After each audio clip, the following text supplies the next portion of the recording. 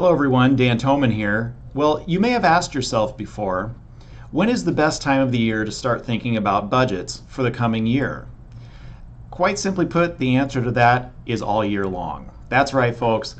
You need to take the time every single month that goes by, sometimes every week, sometimes daily, to make notes for the coming year. If you wait until October-ish in order to be preparing for your next year's budget, you're way behind the eight ball. All right. We all know how long a year is, how many things go on throughout a whole year. I don't know if your brains are as good as mine, which if so, I'm sorry for you right now. My memory, the older I get, becomes less and less. And I have to assume that many of us are the same way. So here's the deal, folks. The answer absolutely is all year is the best time to start thinking about next year's budget. You need to keep some kind of a record as your year goes on. It could be a Word document on your computer, more often than not a Word document, but I don't know, if you're kind of old school like me, you like to write things down regardless of how messy your handwriting is. I have always liked to keep just an old school spiral notebook. I'll write on the top, this month of this year. Get one of those big fat notebooks, like a 5-subject one, so that you can literally keep going all year long into the next year, into the next year, into the next year in the same poor old ratty notebook. Because you know what? You're going to have one spot that you know where you've kept all this information from years back. All right? So you need to keep some kind of a note medium, for sure monthly throughout your whole year, so that when that September and October comes around and it's time to actually open up that budget shell and make the magic happen, you've got your notes all ready to go. You know all those nuances that happened throughout the year, all those things that maybe weren't planned on very well in the prior year.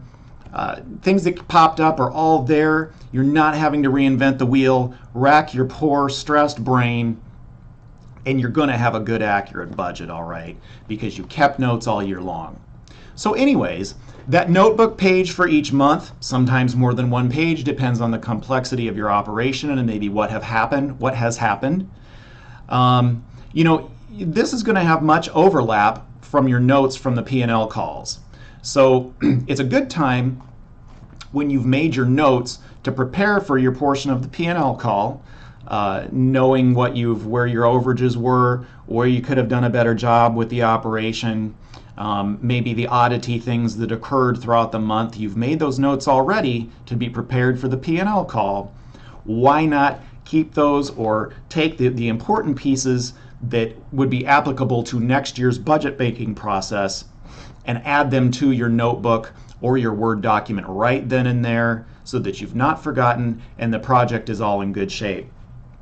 Right? So there's much overlap in the type of notes that you're going to make to prepare for your next year budget from the P&L call notes that you likely made for that month. A good thing to add is also those group and business level spikes.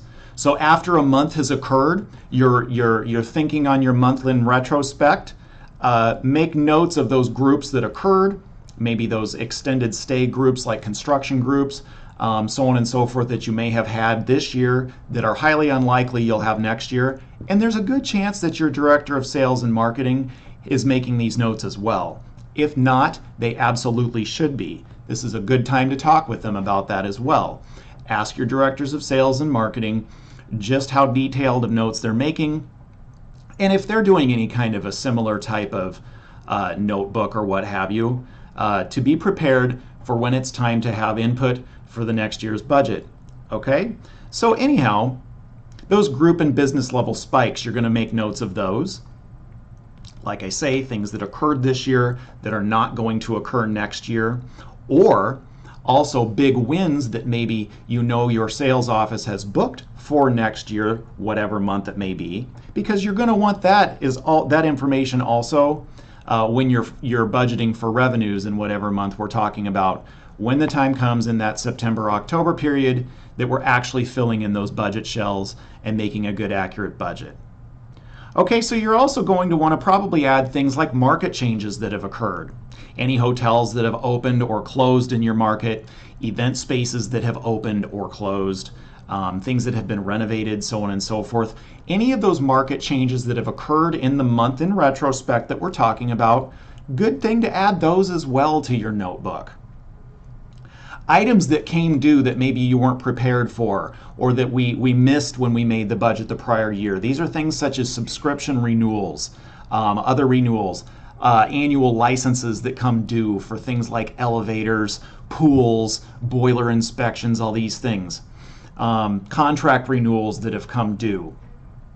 All these things are good items to make notes for so that you're prepared and can be sure that you've maybe made an exception type of spike in that particular line item for that particular month in the coming year when that September, October time comes around and we're trying to make those budgets and trying to remember everything that's going to be very hard to remember.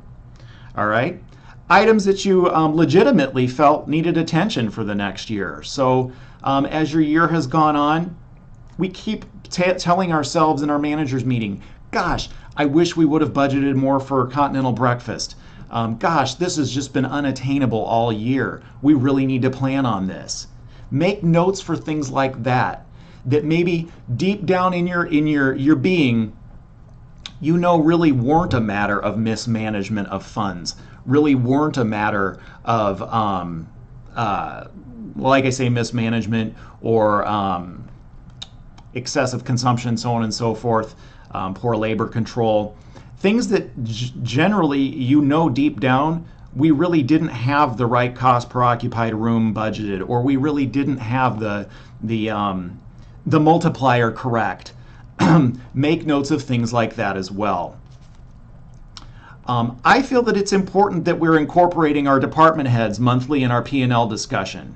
Now, this doesn't mean that everyone's going to be on that P&L call, but it's absolutely important for buy-in from your leadership team that you're incorporating them so they have some ownership in the financial success of the property. One, it's great for development of your team.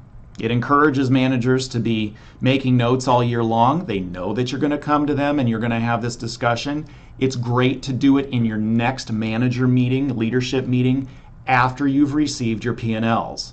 All right? So regardless of if the P&L call already occurred, it's still important that your leaders that have a vested interest in the success of the property are part of this discussion and they know where we went wrong and where our opportunities for improvement are. All right? It builds respect with the leadership team.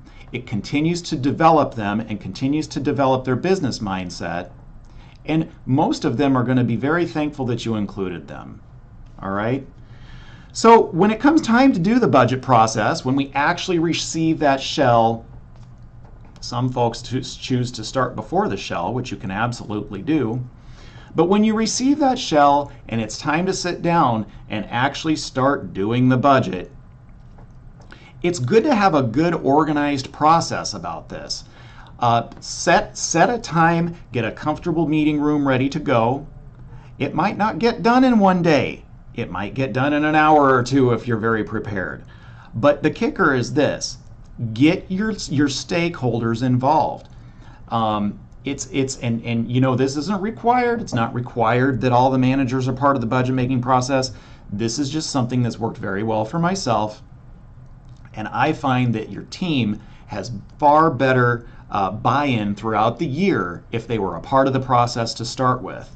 So ensure that they come prepared. This is an important piece. You know that you have to work with this thing all year long. So it's best to sit there and, you know what, it might be inconvenient for everyone to get together and hash this thing out. But I tell you what, you got to use it all year and you're stuck with it for a whole year. So really, what is 1 or 2 days or so on and so forth that everyone is together, everyone has their input, everyone knew the date and time we're going to meet and where.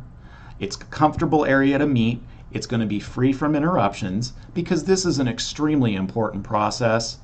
And you know what? The more planning and the more preparation that occurred with things such as your notes, and if department heads are also keeping notes, Everyone's going to come to this budget meeting ready to go, and it really won't be a painful process, one, and it's going to be a solid, workable budget, two. So absolutely, folks, start planning now. Start planning the second you start working with your budget for a new year. It's already time to start thinking about next year. Thanks so much for your time. Appreciate you watching. Have a great day.